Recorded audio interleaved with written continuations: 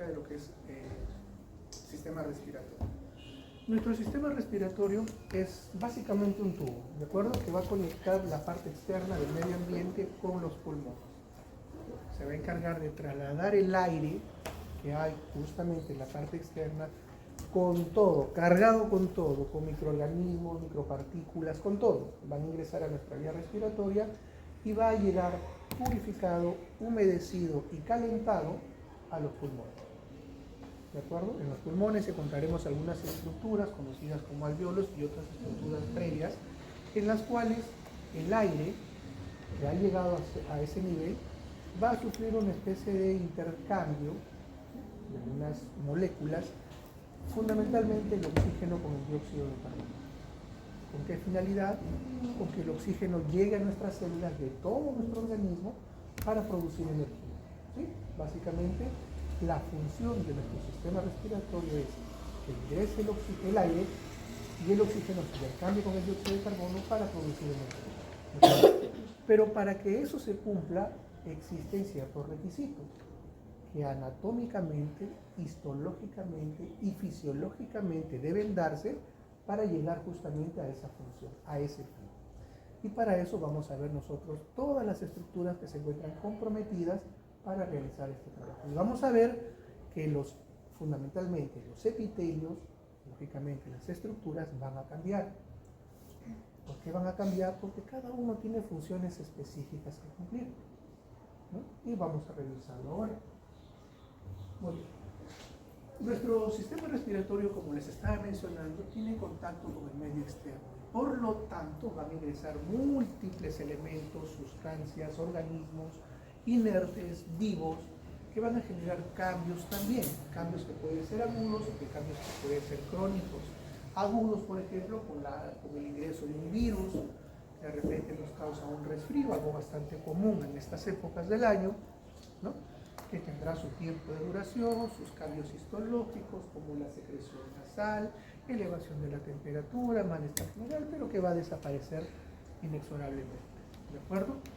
Pero habrán otros procesos que son crónicos, que nos acompañarán por el resto de nuestras vidas y cuyo manejo tendrá que ser básicamente eso, sintomatológico, para evitar que se siga produciendo o se siga incrementando, como por ejemplo el asma, que es una enfermedad controlable, o de repente la fibrosis pulmonar, que no es algo que se vaya a remediar, pero que podemos evitar su desarrollo rápido, ¿no? Podemos darle cierto manejo ahí. O habrán otras enfermedades que tienen que ver con el aumento de celularidad, células no adecuadas, ¿no? Como la formación de tumores, que pueden ser a su vez malignos o malignos. Enfermedades degenerativas, enfermedades inflamatorias, enfermedades infecciosas, autoinmunes, etcétera, etcétera, etcétera, ¿no? Muy bien, entonces, un poquito para recordar, siempre ustedes tengan en cuenta los tipos de epitelio. ¿Por qué? Porque los epitelios en todos nuestros sistemas van a cambiar, ¿sí? Y van a cambiar por la función que van a cumplir. Recordemos también que todos los epitelios en la parte basal tienen justamente su membrana o su lámina, que a través de ellos es que les va a llegar los vasos sanguíneos, los filetes nerviosos, y va a haber un tejido conectivo que está sustentando todo esto para que los epitelios puedan vivir. Un epitelio sin lámina basal, sin membrana basal, sin tejido conectivo no existe. ¿De acuerdo? Ahora, los epitelios van a ser reconocidos dependiendo el tipo, la forma de su célula y también el número de capas, ¿no? Por el número de capas, si es una sola capa, sí, epitelio simple. Si tiene dos o más, es estratificado. Con la salvedad que hay un epitelio que simula ser estratificado, pero en verdad es una sola capa, pero sus células, algunas son altas, otras medianas y otras bajas. Transición. Epitelio pseudoestratificado. ¿De acuerdo? Muy bien. Ahora, entonces, de acuerdo al número de capas, epitelio simple y estratificado, y la morfología. Cuando tengo, por ejemplo, células que son, digamos, que su longitud es mayor que su espesor y su altura, tendré un epitelio plano. Cúbico cuando sus tres dimensiones son similares entre ellas, cilíndrico cuando la altura predomina sobre las demás. Entonces tengo epitelios plano, simple plano, tengo un epitelio cúbico, tengo un epitelio cilíndrico. ¿De acuerdo? Muy bien. Y este es el pseudoestratificado que ya les había mencionado. Y tenemos otro muy especial, considerado solamente que está ubicado en el urotelio, es decir, en el sistema urinario, que es justamente un epitelio polimorfo. Es decir, un epitelio cuyas características van a variar dependiendo del momento fisiológico en el cual se encuentra. Ya lo veremos en el sistema urinario. Muy bien. Entonces, vamos a ver eso. ¿Qué es esa característica?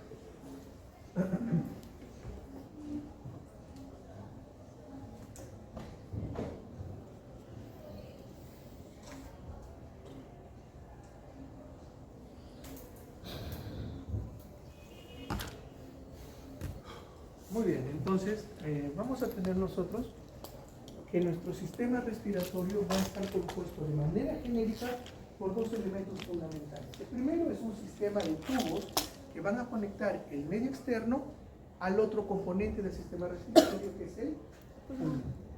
¿Cuál es la finalidad? Conducir el aire, filtrar el aire, humidificar el aire, calentar el aire y finalmente permitir el intercambio gaseoso, ¿no? De eso nos vamos a ocupar. Sistema respiratorio integrado por conductos o tubos y por los pulmones. Entonces tendremos nosotros, dicho eso, un sistema respiratorio que consta de dos partes. Una parte que se encarga de conducir el aire, y es la parte conductora, y otra parte que se encarga del intercambio gaseoso netamente, la parte respiratoria. La parte conductora la tendremos desde la parte más externa, las fosas nasales, hasta, qué curioso, ¿en dónde termina la primera parte? En los bronquiolos terminales. El mismo término ya me dice que ahí acaba la primera parte, ¿de acuerdo? Sencillo. Vamos a pasar por boca, nasofaringe, laringe, tráquea, bronquios, extrapulmonares y intrapulmonares con toda su degradación que involucra el agua bronquial hasta llegar a los bronquiolos terminales. Por aquí solamente se transporta el aire. Pasamos de los bronquiolos terminales a la siguiente porción, los bronquiolos respiratorios. Aquí comienza la parte de intercambio gaseoso. Pero doctor, yo siempre he sabido que el intercambio gaseoso se lleva a cabo en los alveolos. Perfecto, es la estructura idónea para realizar el intercambio gaseoso. Allí justamente está capacitado, formado histológicamente para realizar propiamente el intercambio gaseoso. Pero en estas estructuras también se va a realizar el intercambio porque, como veremos posteriormente, algunas partes de su pared, de la pared de estas estructuras, está interrumpida por la presencia de algunos alveolos pulmonares, algunas bolsitas ahí. Por lo tanto, allí también se realiza el intercambio gaseoso, en menor cantidad, en menor proporción, pero también se desarrolla desde los bronquiolos respiratorios, pasando por los conductos alveolares hasta llegar a los alveolos pulmonares. ¿Correcto? Muy bien. Esquemáticamente, esto es lo que vamos a tener. El epitelio respiratorio en general es un epitelio pseudoestratificado, es decir, que todas sus células nacen en su lámina basal, pero no todos llegan a la superficie apical. Es decir, vamos a tener células con núcleos a diferente altura. Por eso da la impresión de que se trata de estratos, pero no es así. Es uno solo, pseudoestratificado. La célula más representativa es cilíndrica, bastante alta, columnar. Por eso un epitelio pseudoestratificado cilíndrico seriado con células caliciformes. Exacto, perfecto. En su zona apical tiene una estructura modificada, los cilios. Por eso es pseudoestratificado, cilíndrico, ciliado. Y la presencia de células bastante importantes llamadas células goblet o células caliciformes, que van a producir una sustancia llamada mucina que en contacto con el agua va a formar el moho. ¿De acuerdo?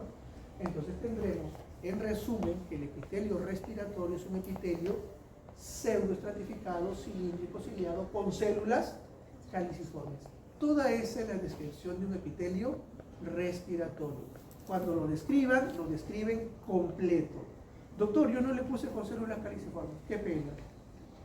Doctor, no le puse que era ciliado. Qué pena. ¿De acuerdo? La descripción es completa. Muy bien. Por debajo su lámina, lógicamente, el tejido conectivo subyacente, por donde ingresan los capilares sanguíneos, filetes nerviosos y todo lo demás. Y esto es histológicamente como se ve. Esto es un esquema, esto es una lámina histólica. ¿De acuerdo? Entonces ahí vemos los cilios en la parte apical, vemos las células con un citoplasma más claro, el moco, las células goblet o caliciformes, y los núcleos a diferente altura. El epitelio pseudoestratificado cilíndrico. Muy bien. Aparentemente hay pocas diferencias celulares, pero sí tenemos hasta 6 tipos celulares en una mucosa respiratoria, y después lo veremos, ¿no? Y después agrandamos la imagen, acá estamos viendo el epitelio respiratorio, pseudoestratificado, núcleos a diferente nivel, cilíndrico, porque es la célula más alta, la representativa, cilios en el borde apical o libre, y las células caliciformes. Su lámina basal, tejido conjuntivo epinal y listo. Entonces vamos a tener los 6 tipos celulares, ¿de acuerdo? Las más abundantes, las 3 primeras, columnar ciliada, caliciforme y células basales, que son las células madre, son las stem cells, es decir, a partir de ellas se desarrollan el resto de células. Cada una tiene sus características, estoy seguro que en teoría ya también lo han revisado o lo van a revisar, ¿no? Cada uno que tiene algunas características especiales. Vámonos a la primera porción, a la parte más visible, a la parte externa, esta pirámide que tenemos nosotros en la parte anteromedial del rostro, que tiene, ¿sí?, justamente la forma de pirámide, 2 paredes laterales con un eje central y 2 aberturas llamadas fosas nasales. ¿De acuerdo? Muy bien. No solamente va a estar compuesto por mucosa respiratoria o epitelio respiratorio, sino también tiene de afuera hacia adentro algunas otras estructuras, como por ejemplo por fuera la piel, que lo está recubriendo completamente. Piel, epitelio estratificado plano, queratinizado. ¿De acuerdo?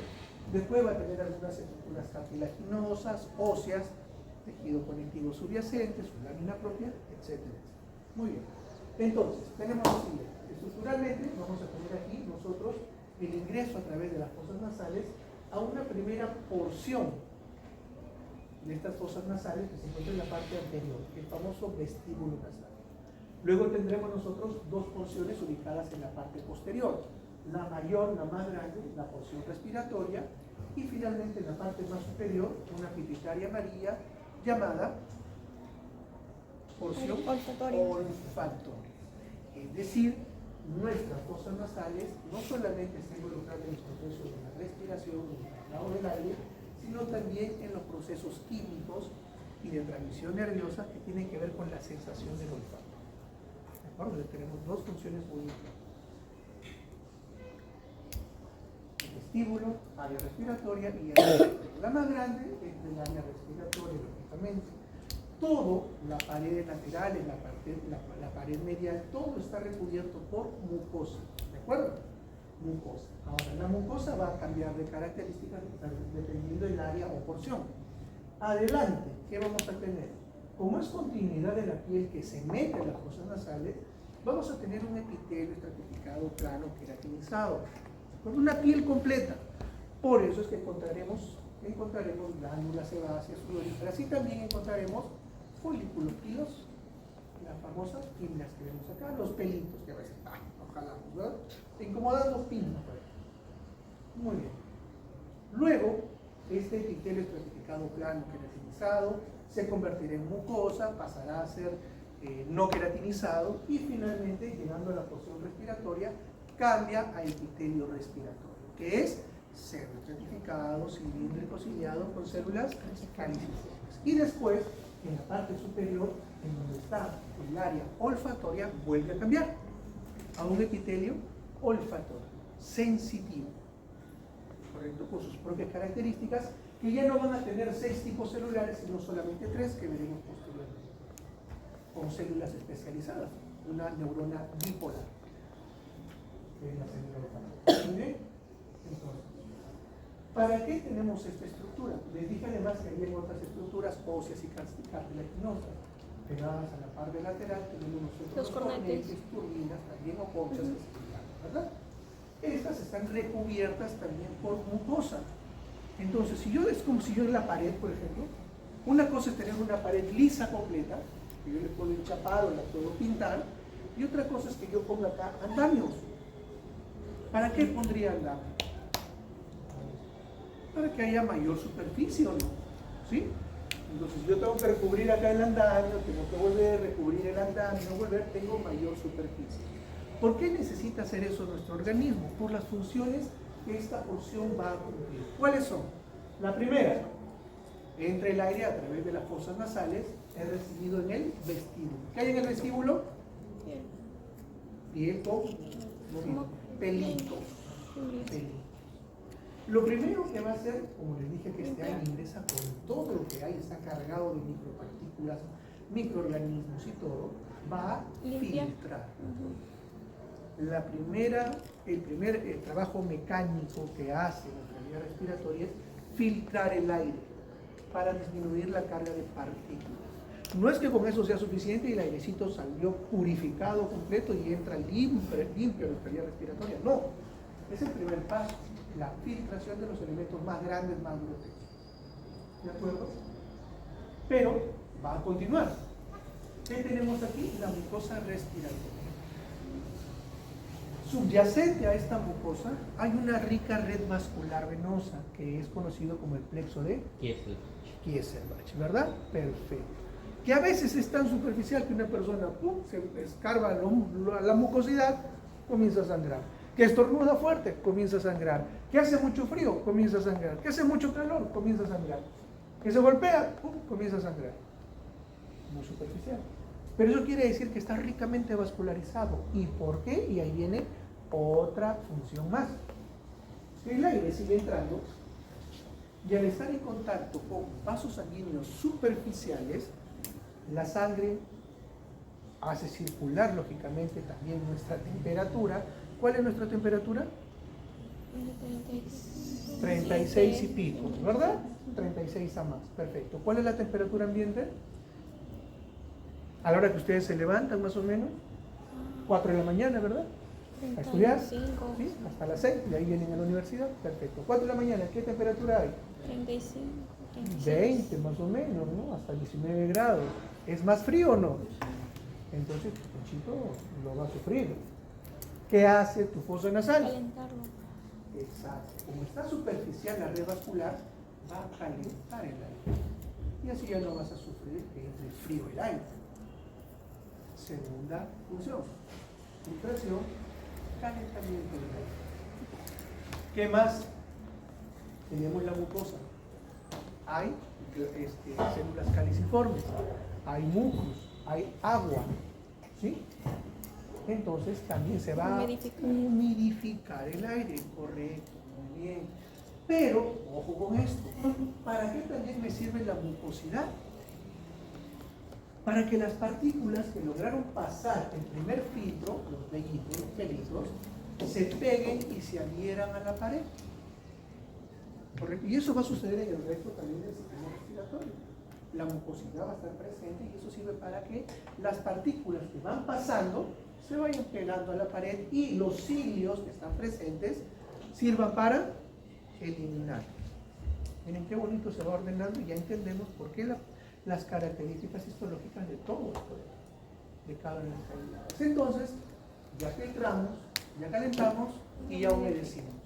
Entonces el aire puede continuar a la nasofaringe, la siguiente porción, a la cual va a llegar a través de las oáridas. Pero eso no quiere decir que sea un aire estéril, ¿correcto? Todavía hay microorganismos. Por eso es que tanto nuestro sistema respiratorio como nuestro sistema digestivo están en contacto con las cosas externas, deben tener también asociado a sus mucosas tejido linfoide. ¿Sí? Es el tejido linfoide asociado a las mucosas, porque tiene que haber puestos de vigilancia, tiene que haber personal capacitado, sistema inmunológico, en defensa, porque ahí van a estar ingresando. Entonces tengo que tener un primer anillo de defensa.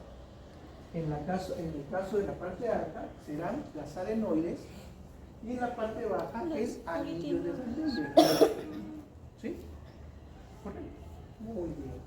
Ahora, vámonos a la parte más alta. El área olfatoria es un área sensitiva.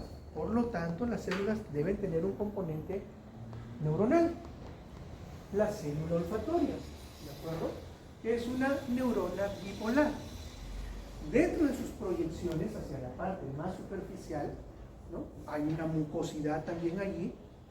¿Qué va a ser una mucosidad en la cual hay sustancias que adhieren, unas proteínas que adhieren las sustancias oloríferas para que se genere la reacción química que va a desencadenar la transmisión del impulso nervioso. Es decir, todas esas moléculas que se encuentran dispersas en el medio ambiente, que ingresan a mi fosa nasal y que por la posición de los cornetes va a generar un remolino de aire, lo que va a permitir que justamente tenga más espacio, más tiempo de permanecer en esta zona, las sustancias oloríferas asciendan, se peguen en esta mucosidad y generen la reacción química, que tiene unos filetes nerviosos, unos axones desmielinizados. ¿Por qué recalcamos el hecho de que sean desmielinizados? ¿Por qué la importancia de que una neurona tenga mielina o no tenga mielina? Por el impulso nervioso que se incrementa cuando tiene mayor mielina. La rapidez, exactamente. Una neurona con vaina de mielina y con estrangulaciones de Ranvier va a generar que el impulso Más nervioso rápido. vaya más rápido, incluso Saltatorio. brinque, salte, lo que hace más rápido todavía. Esto no. Por eso es que cuando tú vas pasando por una pollería, estás terminando y... ay, qué rico, ¿no? No es una reacción inmediata. Es una reacción que tiene que ser procesada. ¿Por qué? Porque una vez que captas eso, atraviesa la lámina fibrosa del hueso etmoides, llega aquí a la zona de lo que es, ¿cómo se llama esto? El esfenoides. La base del cráneo. El bulbo olfatorio. Recién aquí viene lo que es el nervio hacia la parte olfatoria. Pero la olfacción no es algo sencillo. Está cargado de recuerdos. Por eso es que tú vas a jalar información de varias partes de tu cerebro para poder decir, oh, este aroma me recuerda a mi abuela. Y tu abuela falleció hace 20 años. ¿Sí? Sucede. Son experiencias que tú vas sacando de todos lados de tu cerebro y finalmente se organiza y te da una información de, uy, qué rico. O de repente, uy, este es el perfume de mi ex. Sí, es agradable. ¿No? Experiencias. Cada uno vivió su propia experiencia, ¿de acuerdo? ¿Ok? Muy bien. Este es el vestíbulo nasal, es un epitelio estratificado plano queratinizado con folículos pilosos, glándulas sebáceas, es una piel completa. El epitelio respiratorio ya cambió, pseudoestratificado cilíndrico ciliado con células caliciformes. Entonces estamos en el área respiratoria. Acá tenemos los cartílagos, obviamente, el epitelio, la presencia de glándulas, ya hay glándulas acá. Nuevamente el cartílago, esto es el septo nasal, epitelio por ambos lados, cartílago al medio. La lámina propia, en la cual encontramos las glándulas, que pueden ser cerosas y mucosas, son glándulas mixtas. Mucosas, esta coloración, cerosas, estas de acá. Bueno, esto es solamente el esquema para que veamos qué es lo que sucede. Aquí, por ejemplo, se está marcando algo importante que también vamos a revisar. Estos agujeros o espacios vacíos, no vacíos, están llenos de aire. Son cavidades neumáticas. ¿Cómo se llaman esas cavidades? Senos paranasales. paranasales, a los costados alrededor de las fosas nasales, con los que tiene comunicación, y eso es muy importante. ¿Por qué tenemos los senos paranasales? Porque se ven bonitos. Bueno, yo siento que eso que así sea. Hay que ponerle huecos en la cabeza. ¿Por qué? Uno, que la cabeza, si fuese completamente compacta, el hueso compacto sería más pesado. ¿De acuerdo? Perfecto. Hay otra función más. Para soltemos, jóvenes. Aquí es el lugar para soltar nuestras ideas. ¿Sí? Es una universidad. Aquí soltamos ideas. ¿Qué más? ¿Para qué sirven esos huequitos? Esos senos. Esas cavidades neumáticas. Cuando ustedes hablan, cantan, gritan o imitan, estamos emitiendo sonidos, ¿correcto? ¿Por qué? Porque nuestras cuerdas vocales verdaderas vibran, ya que están ubicadas en la laringe, ¿verdad?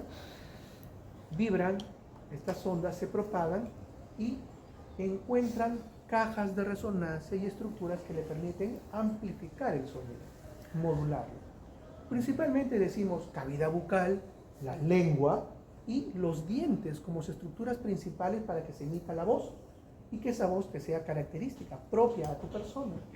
Pero también tenemos otras estructuras como los senos paranasales, que sirven como cajas de resonancia para justamente también amplificar nuestra voz. Entonces, eso es lo bueno. Lo bueno también es que hacen que nuestra cabeza pese menos. Pero hay una situación que a veces resulta complicada. La mucosa respiratoria que tapiza toda la cavidad nasal se proyecta hacia los senos paranasales. Entonces, si mis fosas nasales son asiento de un proceso inflamatorio, de un proceso infeccioso, eso puede extenderse a los senos paranasales. Y si se extiende, supongamos, a mis senos frontales, será una sinusitis. Si se extiende a mis senos maxilares, será sinusitis. Si se extiende a los senos etmoidales, será sinusitis. A los senos esfenoidales será sinusitis. Pero si se extiende a todos, será una pansinusitis. ¿Y cuál es el problema? Que esta secreción, esta inflamación, esta infección comience a generar pues detritus, lo que va a generar cefalea, de repente una temporada de anosmia, no voy a poder reconocer los olores, o dependiendo del germen, hasta voy a oler a caca. Y una secreción, una rinorrea espesa, purulenta, maloliente y desagradable, ¿no? Entonces, también tiene sus bemoles, ¿no? La comunicación que existe, la presencia de los senos es buena, claro que sí, pero hay que cuidarlos. ¿Y cómo cuidamos los senos? También teniendo cuidado de nuestra fosa nasal. Muy bien. Luego de eso, entonces, bueno, tenemos un poco de las mucosas, tenemos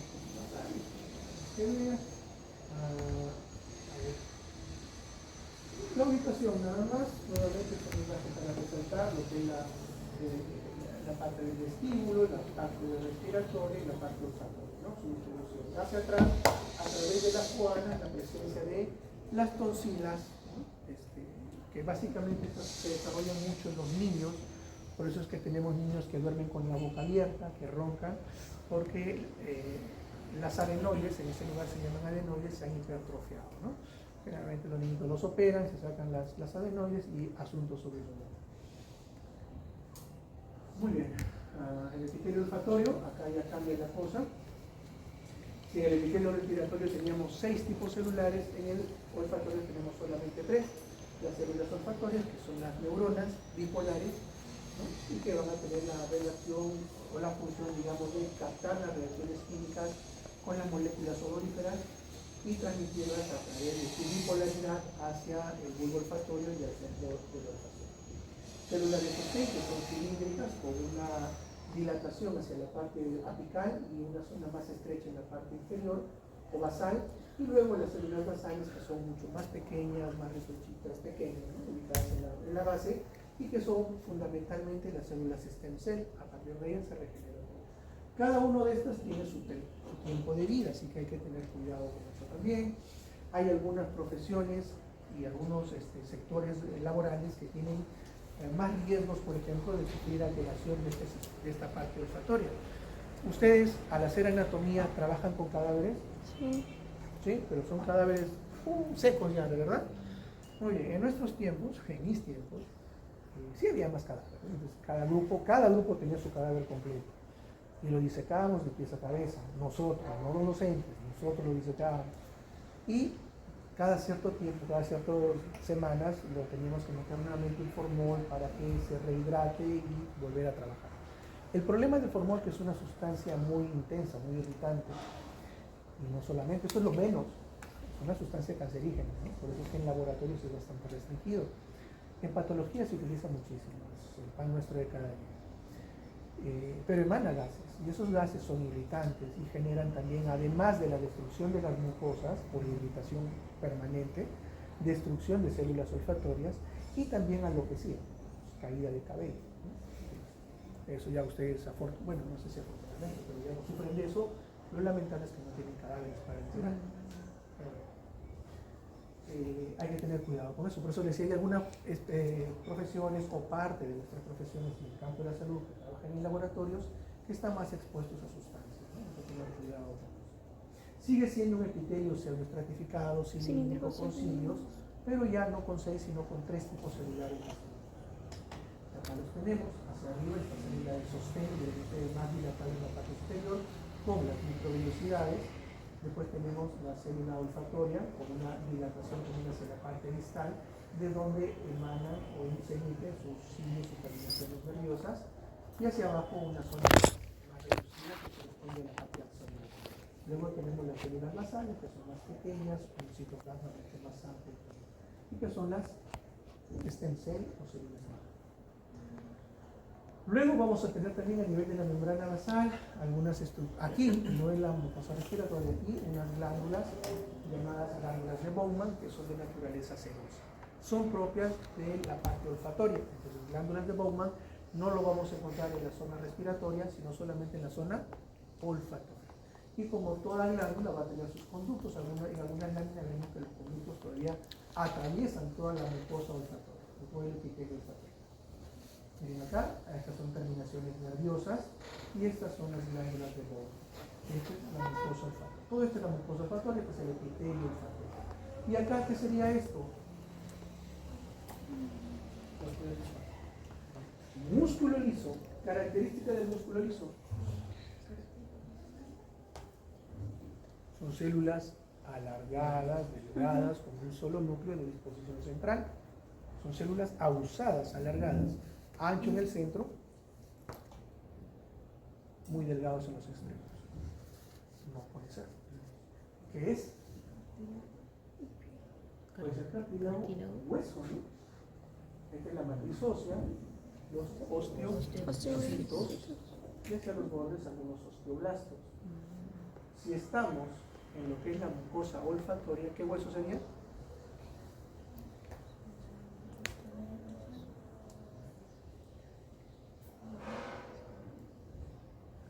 ¿Qué hueso sería? Estamos en la mucosa olfatoria. El esfenoide. ¿Por dónde atraviesan sus filetes nerviosos? Hacia la cavidad craneal. ¿Por dónde pasan los filetes nerviosos? ¿Por qué estructura ósea?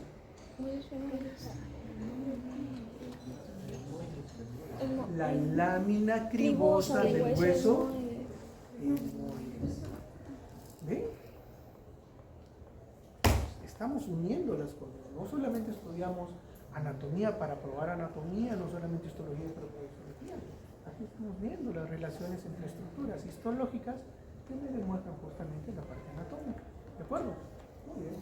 Nuevamente, el epitelio olfatorio, aquí tenemos las glándulas de Bowman. Aquí también algunos filetes nerviosos, lógicamente, glándulas de Bowman, epitelio olfatorio.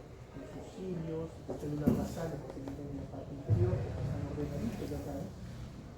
Muy bien. Nuevamente, el epitelio olfatorio, glándulas de Bowman, y aquí tenemos unos conductos o ductos de Bowman, que vemos cómo atraviesan el epitelio olfatorio para vertir su contenido hacia la parte externa. Filetes nerviosos, glándulas de Bowman, algunos conductos de Bowman y el epitelio olfatorio. Glándulas de Bowman y epitelio olfatorio. Esquemáticamente tenemos la diferencia entre un respiratorio y un olfatorio. Los dos son estratificados, los dos son cilíndricos, los dos tienen terminaciones especializadas en la zona apical. Este tiene 6 tipos celulares, este solamente 3. Dentro de ellas, una célula nerviosa dipolar. Lo mismo, y acá está la glándula de Bowman con su conducto. Lo mismo, solamente he puesto ahí algunas variaciones de las imágenes que pueden encontrar. Los senos paranasales, ya revisamos esto, también están cubiertos por una mucosa olfatoria, ¿correcto? Ahí también ya hay hueso. sabemos que las características, esto puede ser una ósea y todo lo demás. Es la misma, ¿no? La misma característica, no cambia para nada.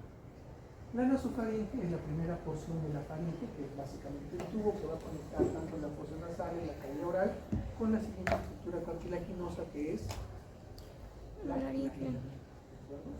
Entonces, aquí en la parte superior de la nasofaringe, como es continuidad de la cavidad nasal, va a haber un poco de epitelio respiratorio todavía. Aquí tenemos la presencia de tejido linfoide asociado en forma de adenoides, una barrera de linfocitos para los gérmenes que puedan ingresar a través de esta vía. Luego hacia la cavidad oral tenemos la orofaringe o bucofaringe. Al estar revestida la cavidad oral de un epitelio estratificado plano no queratinizado, este epitelio se va a proyectar hacia lo que es la orofaringe. Y cuando llegue aquí a la parte final, la bucofaringe y finalmente a la laringe, el epitelio va a cambiar también. Va a pasar de un epitelio estratificado plano no queratinizado a finalmente en la cara inferior de la lengüeta llamada epiglotis, un epitelio netamente respiratorio. Muy bien.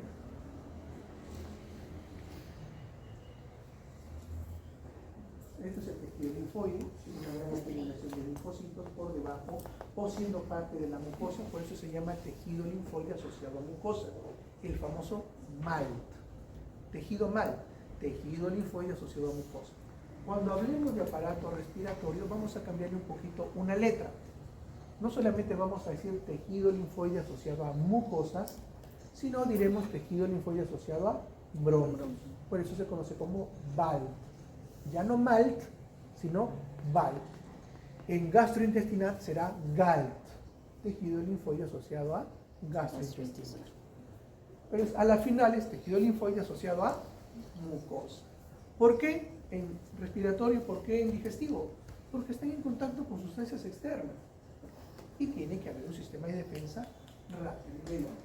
Doctor, ¿dónde acaba el moco? ¿En los bronquiolos terminales o antes?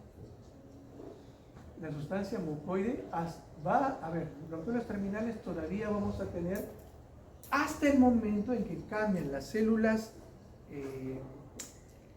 las globe cambian por células de clara. Ahí comienza a haber un cambio no solamente histológico, sino también de funcionalidad. Las células de clara pasan de los bronquiolos terminales a los respiratorios y se apropian del tejido.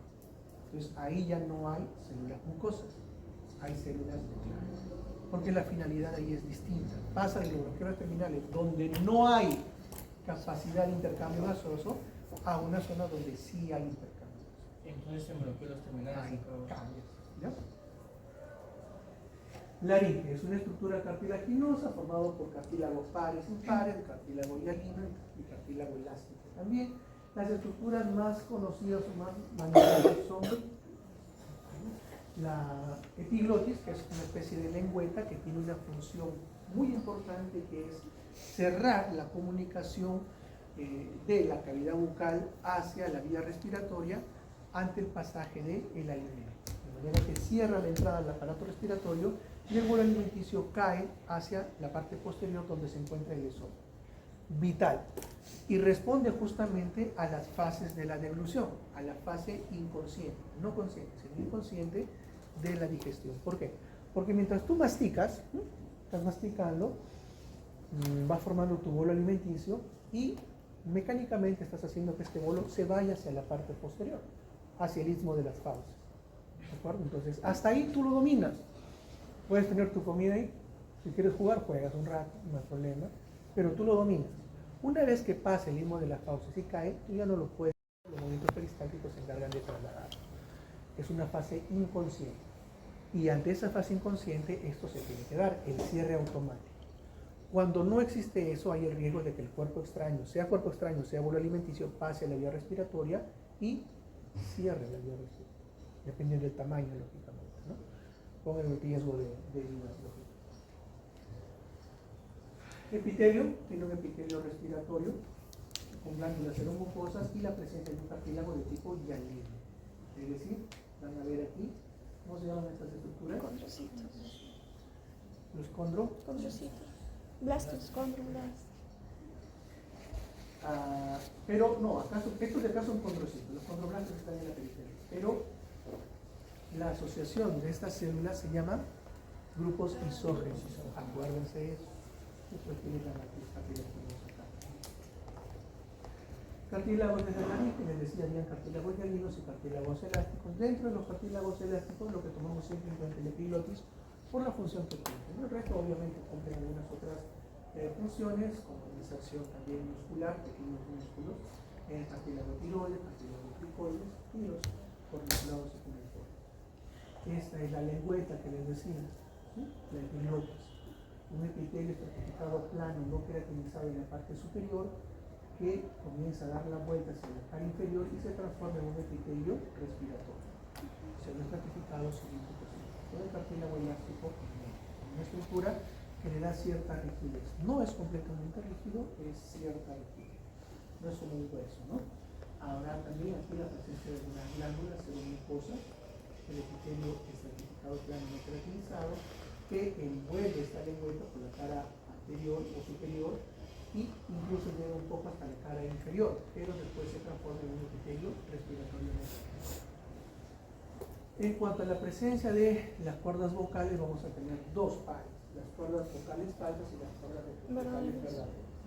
Hacia la parte superior se encuentran las falsas y podremos diferenciarlo por la presencia del epitelio respiratorio y también la presencia de gran cantidad de glándulas, mientras que hacia la parte inferior distal, en donde se encuentran las cuerdas vocales verdaderas, encontraremos un epitelio estratificado plano No queratinizado.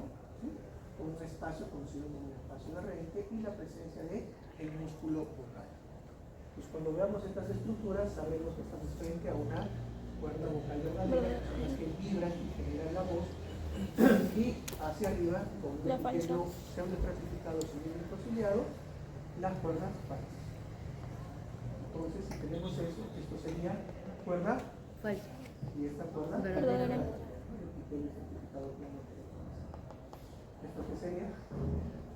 Las imágenes son pésimas, ¿ya? Sí. Entonces, salvo esta, que sí puede identificarse. ¿Esa es falsa? ¿Sí? El epitelio, la capa más superficial, ¿qué parece? Verdadera. Verdadera, esa es verdadera. Es plana, ¿sí o no? Sí. ¿Sí? Es una capa de células planas. Y entonces sería un epitelio con varias capas, estratificado, plano, ¿verdad? Lleva el nombre o el apellido de la capa más superficial. Sería una cuerda verdadera, ¿verdad? Allí Eso es una falsa, parece. No. A ver. da la impresión de que fuera falsa, ¿no? Sí. Da la impresión, ¿no? Pseudo estratificado acá, aquí parece que fueran cilios, Sí, correcto, y aquí la gran presencia de glándulas. De glándulas. ¿Verdad? Falsa. ¿Ahí? falsa. Falsa. ¿no? Ah, sí. Por la misma razón. Verdadera, ¿de acuerdo? Con la presencia del músculo vocal, es un músculo de qué tipo? ¿Qué tipo de músculo es? Vocal. Ese es el nombre del músculo. ¿Qué tipo de músculo es? Músculo liso. No. Músculo. ¿Cuántos tipos de músculo tenemos? Tres. Estriado. ¿Cuántos? Tres. Tres. ¿Cuáles son? Esquelético, Cardíaco y estriado. Liso y estriado. ¿Cuáles son las características del liso? Ya les dije hace un rato. que son gordas y Células luego ahusadas, ajá. ¿sí? Ligeramente más anchas en el centro y más alargados en los extremos, con un solo núcleo de disposición central. Y no tiene estrías. Un músculo estriado o esquelético es un músculo cilíndrico Que presenta estrías. con estrías, múltiples núcleos de disposición periférica. Es ese. Ese, ¿verdad? Mira, los núcleos en la parte periférica. Y son múltiples. Esto es un corte transversal, que son cilíndricos. Cilíndricos. Sí. Músculo esquelético. ¿Ya? Miren ustedes, estamos ya uniendo histología 1, estamos pasando a histología 2, y esas cosas lo vemos manejando. Muy bien, esta última porción que vamos a revisar hoy corresponde a lo que es la tráquea. ¿Sí? Aparato digestivo y aparato respiratorio. Los dos son tubos, ¿sí? Pero son tubos de características diferentes. ¿Por qué? Porque sus funciones también son diferentes. ¿Cuántas horas al día respiras? Las 24 horas. ¿Cuántos días de la semana? O sea, su trabajo es 24/7 en el sistema respiratorio, ¿verdad? Perfecto. ¿Cuántas horas al día trabaja tu sistema digestivo? 3, más o menos. Dependiendo cuánto comes, ¿no? Ajá. Pero trabaja en el momento en que ingresan los alimentos, listo. Ese es su chamba, por momentos. Entonces, Yo necesito permeabilidad las 24 horas en un sistema respiratorio y que no tenga permeabilidad en el sistema digestivo que trabaja cuando yo quiera que trabaje. Literalmente, porque si no ingiero alimentos, ¿me va a afectar? Claro que sí, pero puedo tolerarlo. Pero a ver, deje respirar. No, pues el negocio no sale, ¿no? Ok, entonces, la función está sustentada ¿en qué? En la constitución histológica. Mi tubo respiratorio, para que permanezca permeable, necesita estructuras que le den cierta rigidez, como los cartílagos. Por eso mi laringe es cartilaginosa. Por eso mi tráquea es cartilaginosa. Por eso mis bronquios son cartilaginosos hasta cierta división en la cual desaparecen los cartílagos, pero aparecen otras estructuras. Ya lo veremos después. Muy bien. En cambio, el estómago, el tubo digestivo, no, miren ustedes, mi esófago está cerrado, solamente funciona o se apertura cuando pasa el bolo de alimentación, que son segundos, nada más. Y después los movimientos peristálticos comenzarán a ejercer sus funciones. Muy bien. La tráquea es un tubo de 12 centímetros de largo por 2 de diámetro. ¿Sí? Está constituido por anillos de tipo cartilaginosos dispuestos de manera transversal y que son incompletos. En verdad, si dijéramos que son anillos, deberían ser completos, ¿no? Son anillos incompletos en forma de C con la abertura dirigida hacia la parte posterior. Pero no es que permanezca abierto. Esta abertura está cerrada, obturada por músculo, ¿sí? El músculo traqueal, perfecto, que va a impedir su comunicación con el esófago que se encuentra en la parte posterior. Muy bien.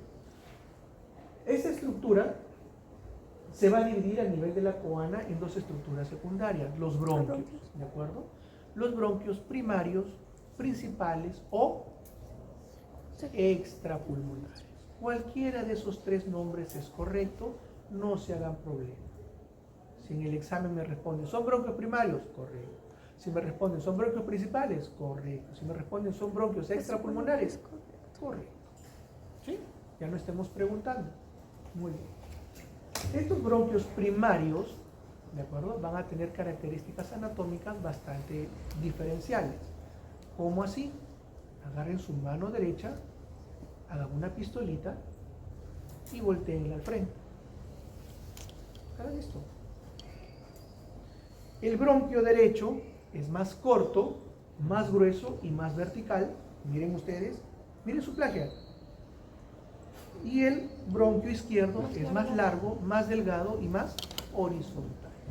¿De acuerdo? Cuando vayan a su examen de anatomía. Muy bien. Y va a tener ciertas características. Como le mencioné, este es un corte transversal que compromete tanto hacia adelante la tráquea y en la parte posterior el esófago, ¿verdad? Entonces, ¿los dos son estructuras tubulares? Sí. ¿Necesito que la tráquea esté permeable, que el aire pueda pasar sin ningún problema? Sí. Por eso es que tiene esta estructura que le da esta rigidez parcial, el cartílago. ¿Es incompleto? Sí. En la parte posterior está hueco. Está cubierto por células musculares. ¿De acuerdo? Muy bien. Miren el esófago. ¿Es un tubo? Sí. ¿Tiene alguna estructura que le dé rigidez?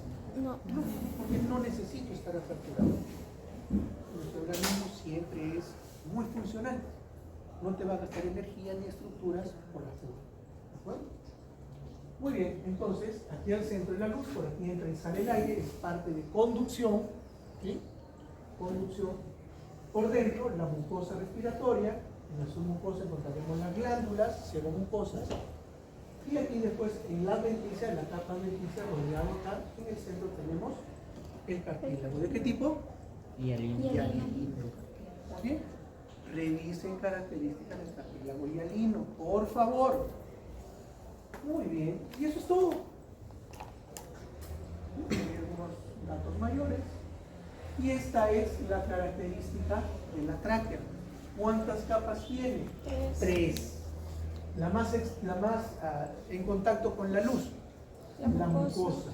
La capa mucosa incluye el epitelio respiratorio y lo que está debajo, ¿sí? tejido conectivo, lámina basal, membrana basal. Todo eso, ¿de acuerdo? Si yo le señalo solamente esta parte y le digo, ¿esa es la mucosa respiratoria? No, eso es el epitelio respiratorio. Mucosa es epitelio más toda la lámina y la membrana. ¿De acuerdo? Después viene la submucosa, en la cual encontraremos las glándulas submucosas. Y después viene la adventicia, en la cual encontraremos el cartílago hialino, con sus características, grupos isógenos, matriz, condrocitos, condroblastos, etcétera, etcétera. ¿De acuerdo? Muy bien. Y ya nos adelantamos un poquito a la siguiente semana. Lo mismo que ustedes ven aquí en la tráquea, igualito, bronquio primario. ¿Sí? Igualito. Salvo que el bronquio primario sí es un anillo completo. Ya no está aperturado en la porción posterior, está completo. Nada más. Pero histológicamente son idénticas. Entonces, en el examen yo le pongo esto. ¿A qué corresponde? Tráquea. Y si alguien me responde bronquio primario, sería bueno. ¿De acuerdo? Pero no voy a hacer eso. Voy a colocar otras imágenes. Pero bueno, les digo, histológicamente es lo mismo. Ahora, ¿por qué hago hincapié en lo que corresponde a bronquio extrapulmonar y bronquio intrapulmonar? Los bronquios, ya lo veremos la semana que viene, los bronquios primarios, principales o extrapulmonares son denominados así porque es la única parte de los bronquios que está fuera del pulmón. Una vez que estos bronquios primarios se dirigen hacia los pulmones, van a ingresar a él a través de un espacio conocido como hilio pulmonar. El hilio es un espacio que va a ser llenado por los bronquios al ingresar, por vasos sanguíneos que entran y salen también. ¿De acuerdo? Hilio pulmonar. A partir de allí hacia adentro son bronquios intrapulmonares, es decir, el bronquiolo secundario, lobular, el bronquiolo terciario, segmentario, son bronquios intrapulmonares. Los bronquios de cuarta generación, bronquio intrapulmonar. Quinta generación, bronquio intrapulmonar. ¿De acuerdo? ¿Sí? Perfecto. Muy bien. La tráquea, tenemos nosotros el epitelio que lo recubre, epitelio semitraqueado, semicapillado, con células califormes. Tenemos nosotros el cartílago hialino también. Músculo. Y hacia atrás el músculo que lo separa del esófago, ¿no? El epitelio respiratorio, acá el músculo liso también presente y todo lo demás. Estas son más imágenes para que dicen lo mismo, ¿de acuerdo? Son las mismas estructuras, solamente estoy colocando más imágenes. Igual el epitelio con su lámina y todo, esto es la mucosa, aquí tenemos la submucosa y aquí tenemos la adventicia con su cartílago hialino. Lo mismo, miren ustedes el epitelio, aquí tenemos la submucosa, todo esto es la mucosa, la submucosa con las glándulas seromucosas y aquí toda la adventicia con la presencia del cartílago hialino y justamente lo que lo recubre que es el pericóndilo. Por eso les digo revisen cartílago, ¿de acuerdo? Muy bien, lo mismo, miren ustedes, pues esto es la mucosa, el epitelio respiratorio más una membrana basal, tenemos la submucosa con la presencia de las glándulas seromucosas y aquí tenemos la adventicia con el pericóndilo y el cartílago hialino. Es lo mismo. Anillo cartilaginoso, lo mismo, túnica mucosa, túnica submucosa, ¿no? Y la adventicia que incluye la presencia de anillo cartilaginoso, ¿no? Un poco de acercamiento para que vean ustedes la mucosa con el epitelio respiratorio, la submucosa con las glándulas seromucosas y todo lo que corresponde a la adventicia con la presencia del pericondrio, el rosadito que está afuera, y lo moradito que es el cartílago. Más grande, nada más, es esta imagen que lo estoy agrandando ese propósito para un mejor entendimiento. Y algunas glándulas con sus conductos de salida también, lógicamente. Vamos a elaborar. ¿Sí, no? Sí.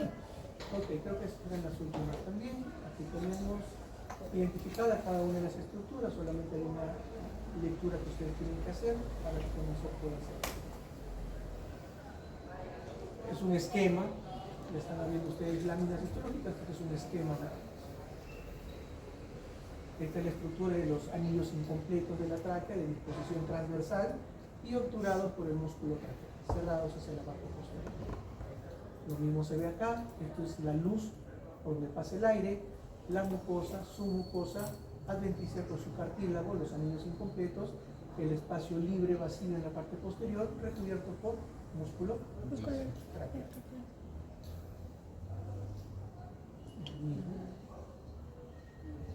Y eso es todo. Un recordatorio de algunos datos principales. ¿Preguntas? No. Muy bien. Entonces de esto evaluamos la próxima semana. Lean, miren sus imágenes, por favor. En la próxima voy a traer algo.